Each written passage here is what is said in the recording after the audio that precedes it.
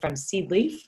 I'm the executive director of Seedleaf, and Kristin is the community education director at FoodChain. So 2 people and 2 organizations that are making really significant and important contributions to Lexington's local food economy and helping to alleviate food insecurity in our community. So we're so thrilled that they're here. Before we do get started, I do want to do a quick overview of Fayette Alliance for those of you who may be joining us for the first time.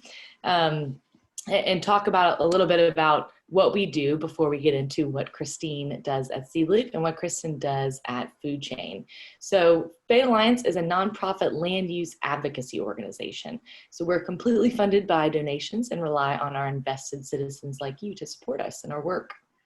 At Fayette Alliance, we work for smart growth in Lexington in 3 main ways. The first way is going to be through land use advocacy. So we advocate at City Hall for land use policies and laws that equitably grow our city, reinvest in our existing communities, and preserve and promote our farms.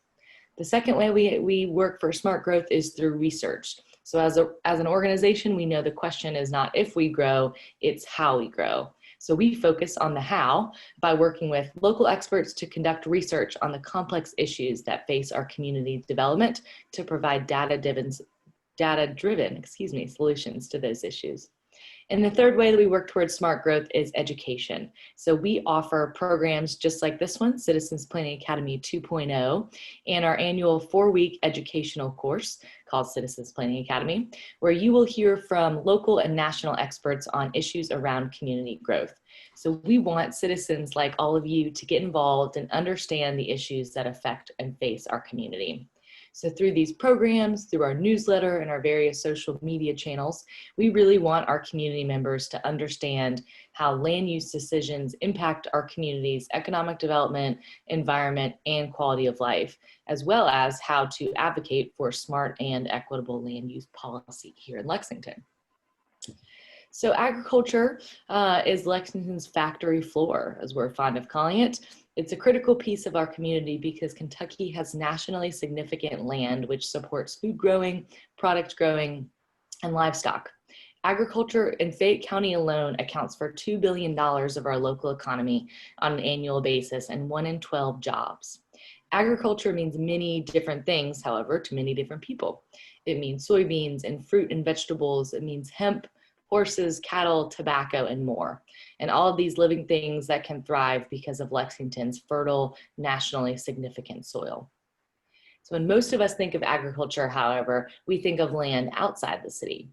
So as we continue as an organization to promote our farms in this community, we really want to shift the focus to accessibility and equity in agriculture and how we can connect and uplift organizations like Seedleaf and like FoodChain, who are connecting our citizens inside the city to the land that is such a critical piece of our community.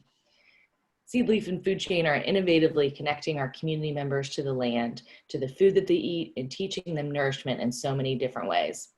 They're also contributing to our local food economy and showing the importance to all of us about where our food comes from. We also know that COVID-19 has disproportionately impacted marginalized communities in Lexington, and especially people of color. It has exacerbated already existing food insecurity issues and generated an even more important need to look into where our food comes from and how accessible it is to those who most need it.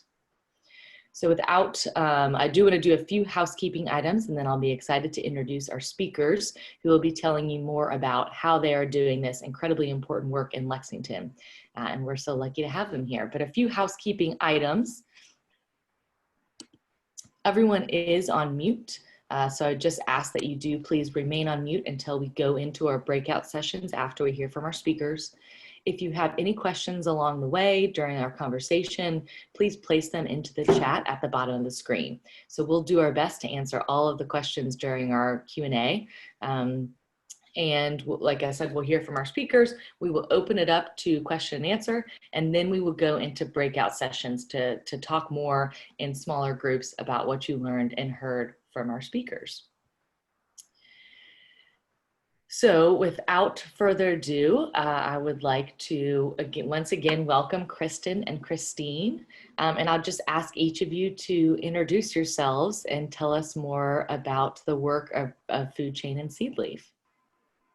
So Kristin, if you want to go first. Sure. Hi, everyone. My name is Kristin Hughes. As Brittany said, I am the Community Education and Outreach Director here at FoodChain. I started my position at FoodChain in May of 2019, and I was hired on initially to run a kids program at the farmers market called the Power of Produce Kids Club. And then I rolled into this position as Community Education and Outreach Director. FoodChain was started in 2012. It began with an indoor aquaponics farm. So aquaponics is the combination of aquaculture, which is raising fish in water, and hydroponics of growing plants in water.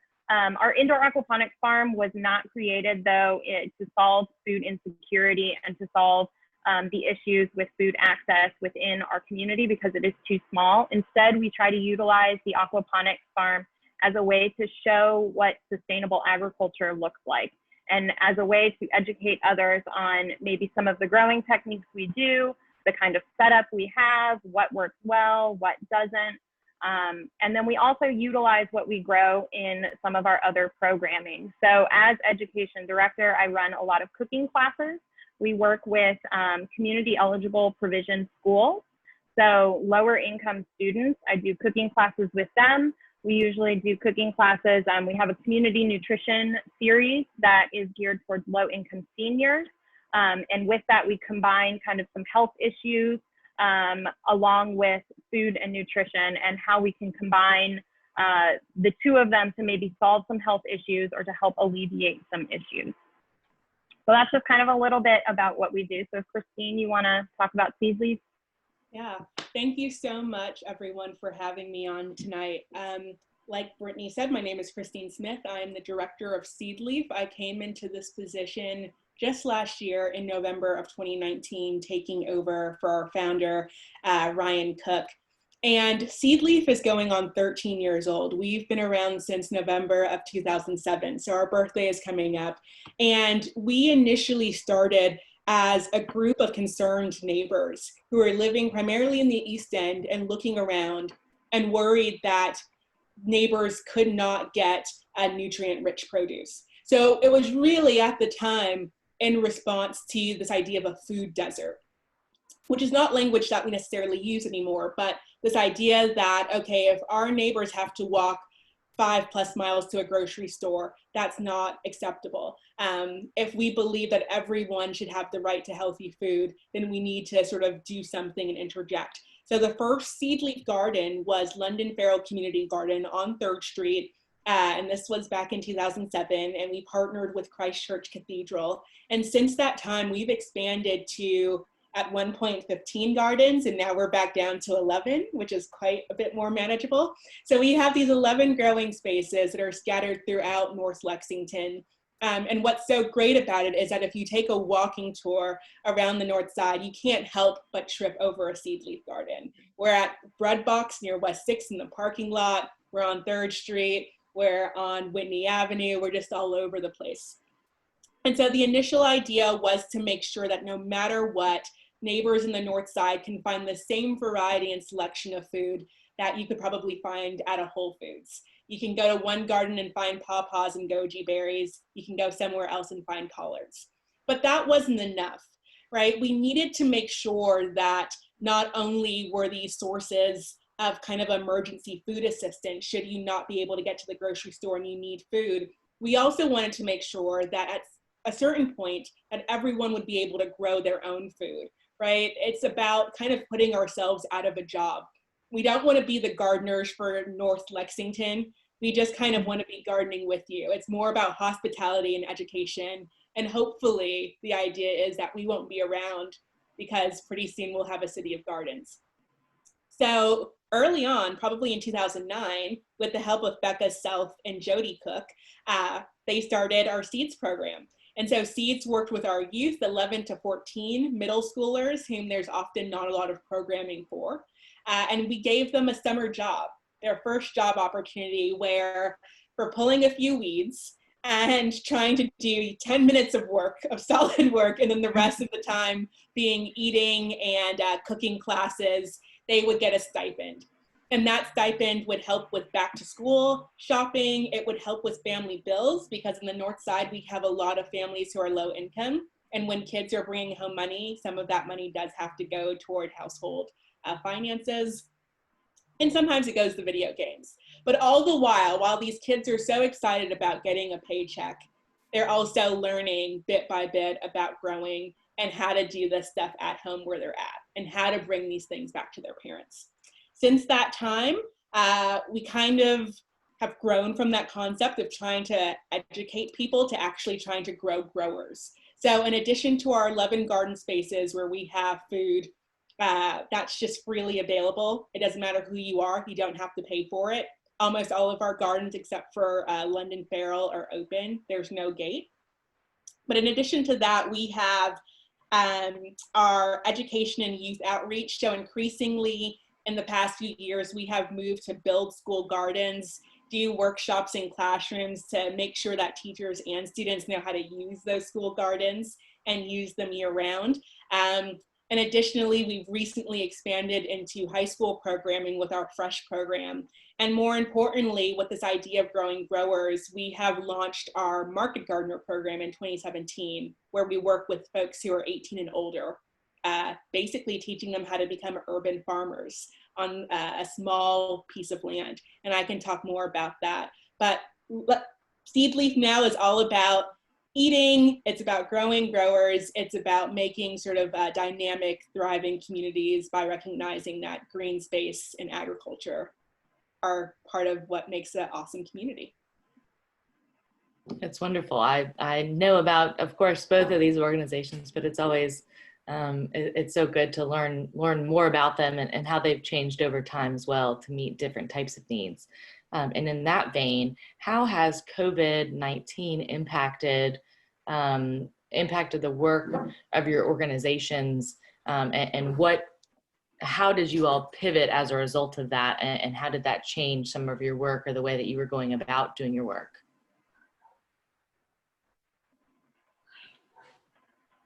Do you want to go first, Kristin? Sure. Take us off with that one. I should start. It seems too hard to understand, those cues without me saying. So on March 13th, I was actually at a conference with our Director of Operations called the National Good Food Conference. And that is when all of the announcements about schools shutting down without any kind of an end date in sight happened. Very spontaneously at this conference, we actually created a session that was, hey, COVID is happening, it's real, it's here. How is this getting ready to disrupt the food system? And so about 50 people all got in a room together, and we just started brainstorming from the smallest changes that were about to occur to the biggest changes. And so what our focus was is we were recognizing that all of a sudden with schools being closed, there are families that don't know how they're going to feed their kids. That's number one. There are families that now have to stay at home with their kids. So there goes loss of income. There are going to be an increase of people utilizing food pantries. We were thinking about all of these farmers that had very large contracts with universities, with school systems, with other institutions who now have seeds in the ground that they thought would be paid for and produce with nowhere for it to go. So what we did at FoodChain is we didn't wait for anyone to tell us what to do. We said, okay, we have a kitchen here, we can receive produce. So you had all these restaurants that were closing down and maybe they didn't have freezers and walk-in fridges in order to store all of this food that is perishable. So we were able to immediately receive donations from these restaurants and turn around and turn them into meals. So one of our focuses at FoodChain is also on food waste and how can we eliminate food waste? And that goes from being on the farms to restaurants to end consumers. So one of the ways that we did that was to receive this food from restaurants, utilize it in meals, and put it straight back out into the community. Our thought with doing meals, which we have been doing since March 17th, free for anyone, is no questions asked. We understand that situations have changed a lot. We want to be able to offer you this meal so that maybe, your income your unemployment check, all of that money can go to something else, and food is not the one thing that you have to worry about. Food is what keeps us going. We were also able to establish Nourish Lexington, which was a joint collaboration in order to expand our feeding program, but at the same time employ people from the service industry who were out of work because hotels closed down, restaurants closed down, and we were able to offer them somewhere to work, a paycheck to go with that, while at the same time helping to better this situation and put meals out into the community. Just today, we were able to launch our mobile meals program. So we have established several distribution points throughout the city, but we were seeing that there are certain areas in the city that just aren't getting the food that they need. So today we started with 10 different stops in the East End. It was great. I was there to hand out meals and just to meet with people and be able to talk with them and understand their situation.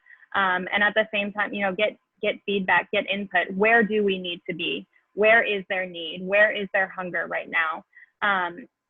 So that's kind of what we have done since the start of COVID. We do not see an end to this currently, unfortunately, and we see that need is continuing to grow. More and more people are out of work. There are a lot of kids that are home from school. So by doing this mobile meals program, by continuing to offer food, we are able to offer that meal that maybe the kids would get at the school but can't get to. And we're also working to understand transportation issues. Not everyone can get to where a meal is. So by being able to take the meals to them, we're like eliminating that challenge that they're facing. Kristin, what about you? How has COVID-19 impacted the work of Seedleaf, and how did you all pivot and work to address those challenges? Yeah, so with Seedleaf, you know, we started, as I mentioned, as this organization to address food insecurity in part through these gardens, never as a full solution, but a partial solution. And when COVID hit, you know, we were in the midst of our community gardener training series. We were in the midst of getting our garden started. And then I remember like the moment when we realized that everything would shut down, and it was a real oh crap moment, because we didn't even know if we could be with people in the gardens anymore. Just having volunteers was really difficult. And yeah, there was a moment of, okay, how are we gonna do this? Because Seedleaf as an organization kind of like, you know, sort of zooms or is in the middle of all of these social disparities that impact food insecurity even pre-COVID, right? So before this moment, when we're worried about people eating, we were worried about people eating beforehand. And particularly our service area is made up of low-income, African-American, Latino, low-income white, right? And so we were like, you know, our gardens cannot feed all of these people, but we know that these gardens do more than just feeding, right? When we think about mental health, when we think about access to green space, all of these social disparities that lead into, you know, the health outcomes that we saw with COVID, it's like, well, we have to get these gardens up and running somehow, and we have to continue with the educational programming that we've done, even if we can't be with people. So immediately that first week, we took the remaining sort of resources that we had that were going to go into our community gardener training series, and we moved it all online. So immediately, like, we churned out 9 or 8 videos within that first month or so that we were posting on social media, helping people get their garden started. We also partnered with FoodChain, where we just like got our old compost buckets, because we got rid of our composting program, but we had tons of buckets, like hundreds of buckets, and we just got dirt, we got our transplants, we filled them, and we just gave people take-home gardens. So that, you know, again, it's not like it's gonna fill up your entire larder or pantry for the season, but if you could have broccoli and tomato growing, just some little things, it does provide a peace of mind. And we just moved to make sure those gardens were open at all times. We stopped volunteer hours, which was really hard on us early on because we rely on volunteers to help us manage all of these spaces. But we wanted to make sure those spaces were open just so people would have a place to go outside of their homes that was safe. So we said no volunteers, you know, these gardens are the ones where we're accepting people. It was our largest gardens, and we allowed people to still come into those spaces to contemplate, to reflect, or just to walk through. And then, you know, as we sort of went on, and it seems to be never ending, but we got some guidance about face masks. We continued with our youth programming, because one of the things that we all saw was just kids running riot in the street with nothing to do. And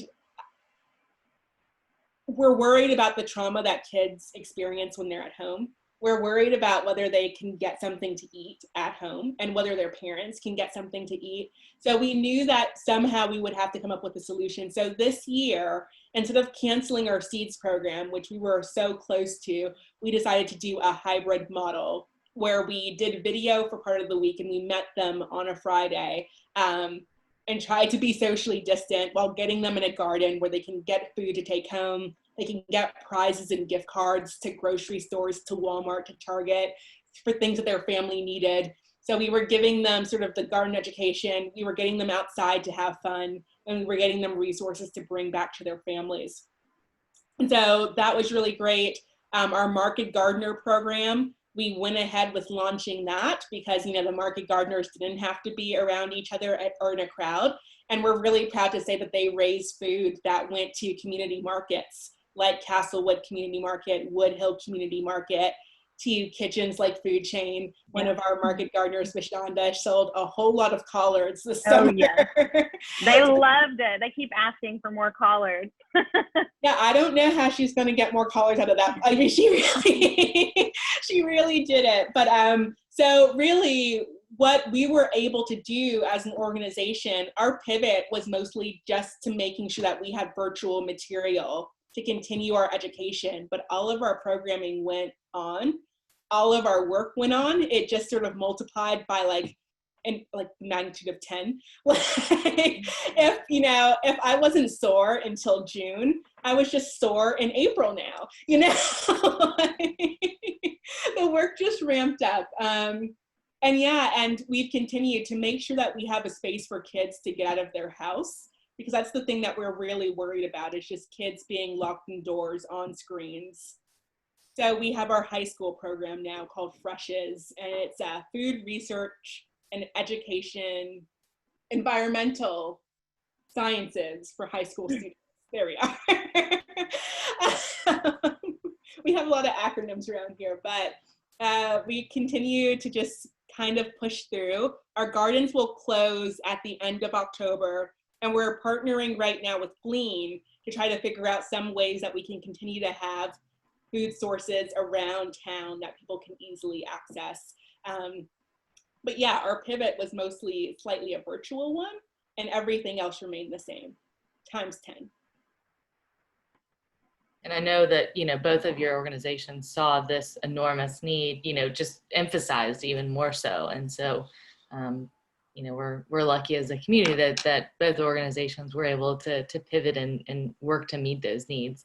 I love, Kristin, how you said, how you mentioned the benefits in addition to, of course, just food, all the benefits that green spaces and working with the land offer to people. And I know you touched on the Market Gardener program and the education on the business of agriculture. And so I was wondering if you all could both speak to how you're, you know, I know, Kristin, you mentioned how FoodChain originally started was this promoting sustainable agriculture with the aquaponic system and things like that.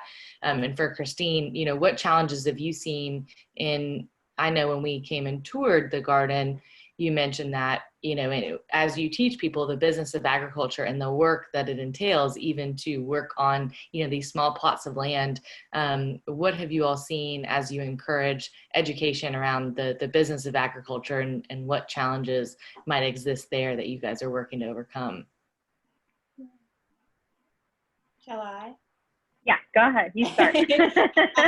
And so what we try to instill in all of the market gardeners is this consistency, right? So the market garden program, the way it's structured is that in the year of the program, they have a work requirement where they offer 2 hours a week, and that's in September and October. we break for November and December just because of the holidays, and we reconvene in January and February for a series of workshops on business planning, marketing, and liaising with restaurants.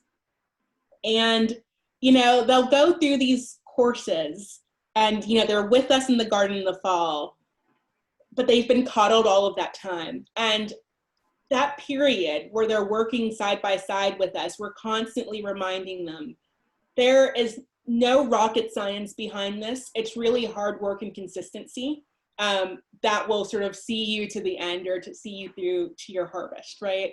And so when March rolls around, we say to them, okay, you've done your work requirement, you've done, you know, the workshop requirement, you can go forth with your own piece of land and make this happen. We'll continue to consult with you, or you can sort of stay at our urban farm space. We'll give you a 10 by 20 plot, and, you know, we're here, you can ask us questions and you can see if you can make this work.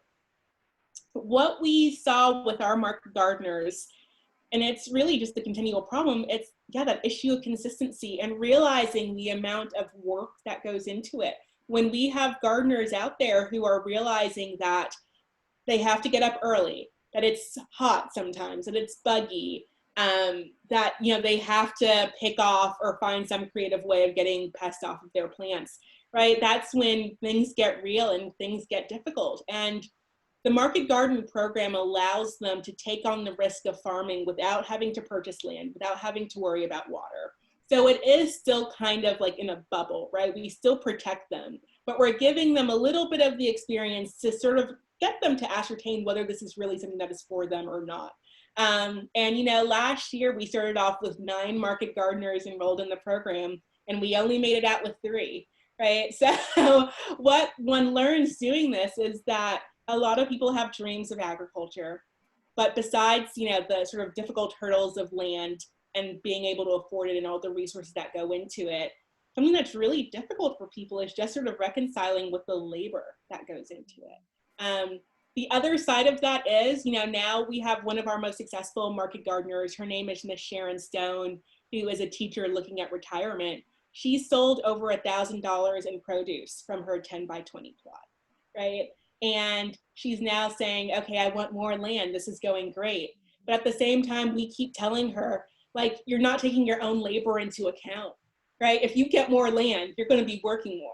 And when you look at that, you know, say you double it, say you get $2,000 in revenue from what you sell. Well, how much are you paying yourself? And so we're really keen to not reproduce the pattern of self-exploitation that farmers often do. And we're trying to be realistic with people. It's hard work. It's not going to make you rich overnight. There's lots of programs out there where it's like, you know, earn 60,000 just by growing these 3 crops that we see all the time. And it's just, real life says you're going to have frosts that come really late, right? You're going to have all of these things that happen. And yeah, so those are sort of the business realities that we try to instill within them, as well as just the realities of how difficult it is to find land, that they have to be creative if they're going to be growing in urban space for markets, using a string of backyards, you know, borrowing backyards from friends and so on, using seed leaf spaces. So that's a little bit of that. Well, it's really great that Christine talked about the labor, because that is something that we have conversations about here at FoodChain very, very often. And it is labor across the entire food system. So it is acknowledging the labor that farmers are putting into things, and then acknowledging the labor that is put into processing the food here at FoodChain. Sure, we could spend $10,000 on a machine that might be able to process stuff a lot faster, but by not doing that, we're employing someone, and we're actually like showing what the labor looks like and really valuing it and putting all of that kind of love and dedication and hard work into the meals that we're then sending out into the community. So we have been able to, and we're very fortunate that we've been able to purchase or receive donated goods from 28 different farmers since March. It is one of our goals is to always continue to partner with farmers locally, try to purchase things locally that we're putting out into our meals. In a normal non-COVID pandemic, we do participate in the summer food service program, which is for kids. It is to offer breakfast, lunch, dinner during the summer months when kids would otherwise be receiving those from the school.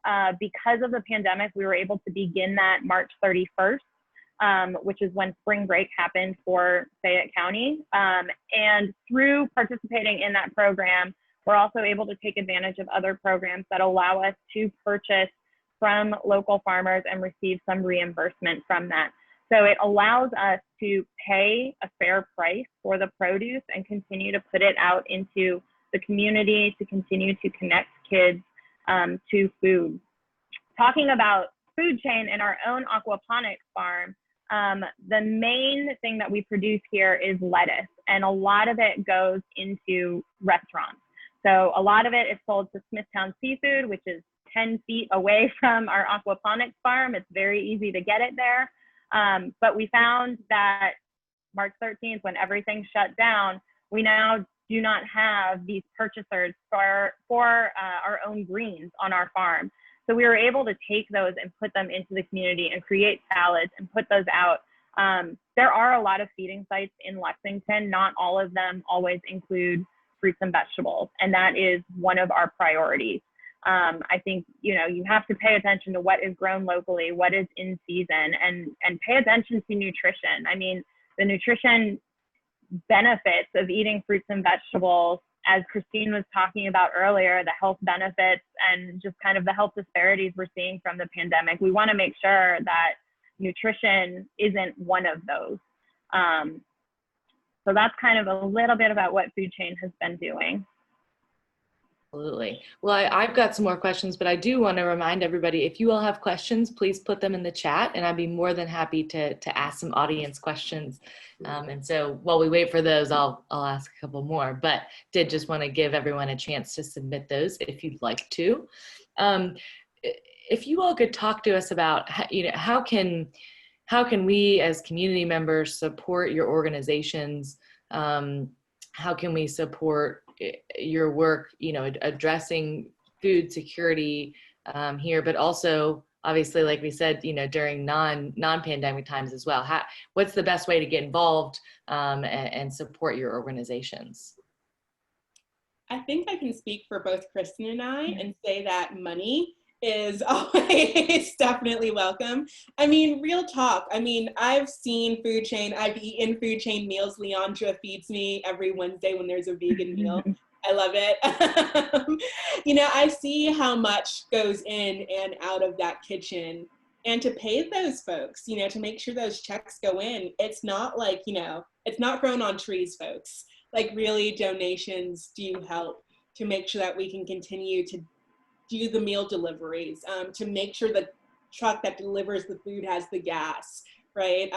And to make sure that we're able to do educational videos, that we're able to have our youth at the gardens. That all takes finances, money. And so I think, I mean, Kristin might have more, but for us, it would be money. And then second, just having our volunteers come, like, because being in a garden space is so much different from being indoors, right? We can have people who are masked and socially distant volunteering with us. And so it's wonderful. We're very grateful for that. But we've not seen volunteers return, really, which is understandable. A lot of people still feel unsafe.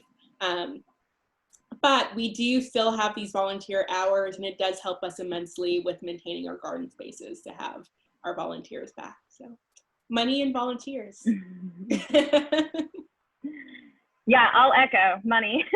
I mean, that is the number one way that you can support both of us and make sure that we're able to continue offering the programming that we're offering, the meals that we're offering, the access to gardening and to outdoor spaces that we are doing. Kind of talking about labor, I mean, we do value paying people a living wage. You should not have to maybe work here and then work 3 other jobs because we're not paying you enough. So by being able to donate to us, we are able to continue paying people what they deserve for the work that they're putting in. Part of our programming is also we are partnering with local restaurants. So we are recognizing that we at FoodChain cannot feed all of Lexington. It is just not possible. And so we have several local restaurants that have signed on in order to provide meals that go out to a lot of these meal distribution sites. And what is really great about this is that it's giving people access to restaurants that maybe they didn't go to before. It is giving access to different cuisines. As Kristin mentioned, we do vegan meals every single Wednesday. So we have partnered with vegan chefs to be able to offer that. Some of the other things I think that you all can do is check on your neighbors. Like, make sure that everyone's okay, that people have access to what they need. And if they don't, come down to FoodChain and get a meal. We are always kind of asking, folks to help us get the food to where it needs to be. We are not a very large staff. It seems like we are sometimes, but we are not, and we just can't make it everywhere. So we really do rely on people being great neighbors and looking out for each other. We have created a form to suggest stops for our mobile meals route. So if somebody knows of an area in Lexington where there are a lot of kids, where there are a lot of seniors, where there are a lot of folks that can't get to maybe some meals, let us know so that we can hopefully work with restaurants, work with our own van and our mobile meal to be able to establish more distribution sites.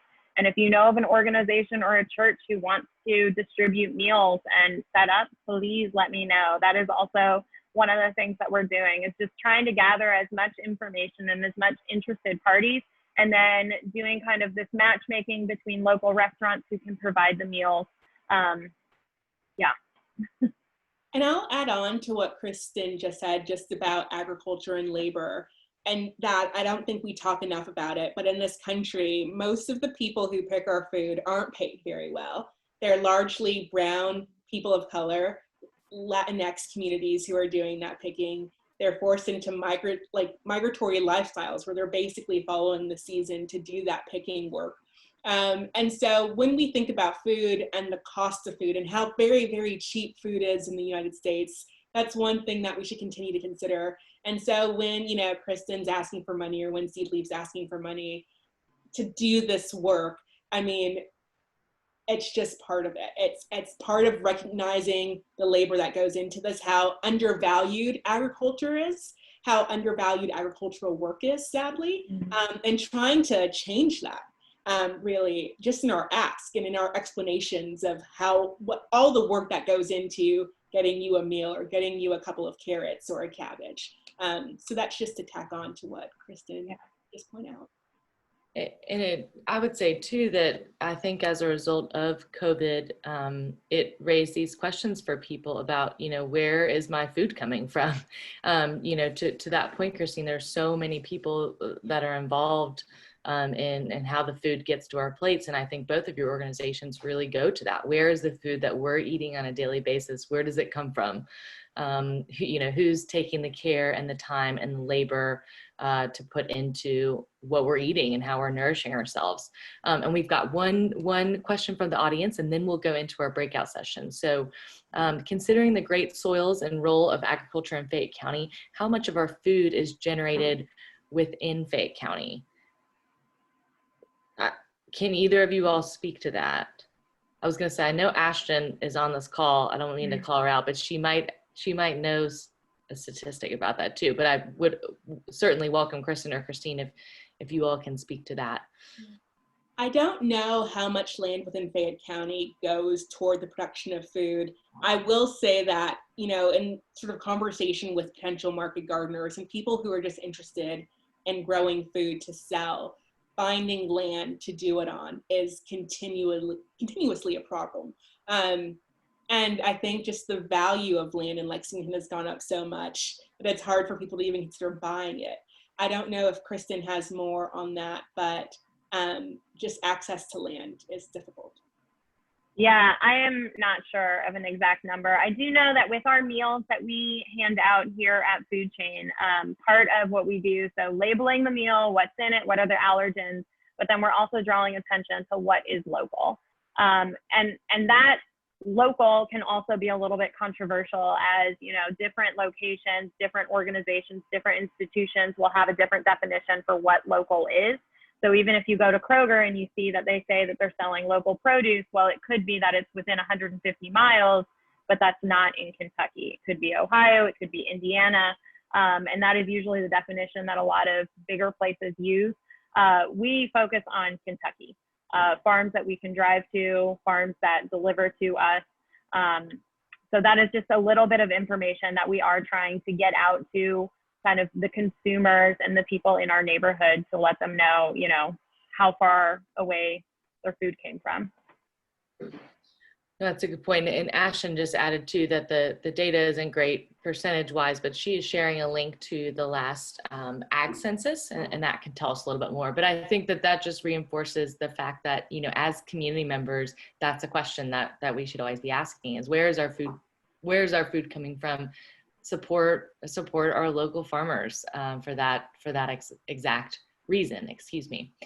So before, well, thank you, Kristin and Christine, so much. It was wonderful to hear more about both of your organizations. I would absolutely encourage everyone on the call to check out both FoodChain and Seedleaf's websites and see how you can support their organizations, how you can and visit their locations when it's, of course, safe to do so. And as Christine said, you know, volunteers and seeing the gardens, we had a great opportunity. Our Fayette Alliance team came and visited 3 of the gardens. And it's just really, really neat to see how intertwined they are with the communities and the impacts on the actual locations have on the community members nearby, and how the community surrounding those green spaces become a part of that work. So before we go into our breakout sessions, and now we're going to put the breakout questions in the chat box for you guys. We're going to put you into some small groups, but I also wanted to make another important announcement about why today is an important day, other than us having Christine and Kristin with us.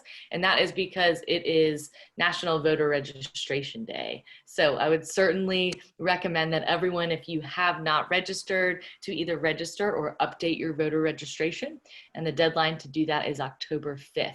And you can do all of that at govoteky.org, and we'll share that link with you all as well. And just a reminder to everybody, if you are concerned with voting in person because of COVID, you can request an absentee ballot before October 9th, and you can do that at govoteky.org as well. And you can also vote early in person at 6 polling locations in Fayette County beginning on October 13th. So we will also have all of that information, which you can find at govoteky.org, also on the Fayette Alliance website. We're a part of a voter education coalition with 13 other organizations here in Lexington called Lex Vote. And that website is lex.vote, lex.vote. And we'll be hosting candidate forums in the first 2 weeks of October to introduce you to your council members. And we'll also have a questionnaire on our website. A couple of those questions actually relate to agriculture and our local food system. So I would certainly recommend that you check that out. But once again, thank you, Christine. Thank you, Kristin, so much for sharing more about your organizations. We'll have links to both of your sites on the website. Again, so if you are having trouble finding them or figuring out how to get involved, certainly recommend that you look there. And we will be putting you all into breakout sessions, and we've got our breakout questions, which I will copy and paste just to make sure that they get into the chat here. And we'll put you guys into breakout groups to talk more about what you learned. Christine and Kristin certainly would welcome you all to join those breakout groups, but if you're otherwise engaged, I completely understand that as well. But for the rest of you, hope you'll stay and join us in the breakout groups to talk more about what you've learned today. And then we will come back together for a quick closing and leave you to your evenings.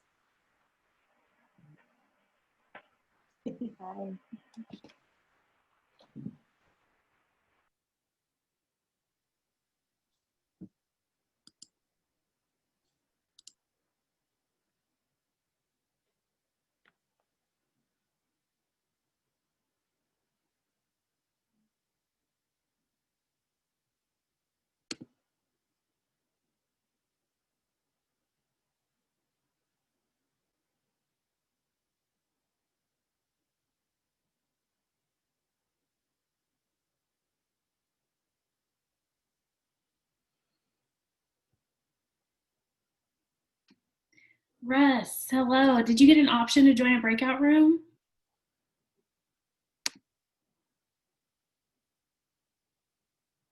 He might have stepped away from the computer or something. Oh, there he goes. Oh my God, I was freaking out. It wouldn't let me. Sorry, I was like, and then I just saw that you had texted. Sorry. No, it's all good. I figured out how to make myself host again and do it. Yeah, no, you're fine.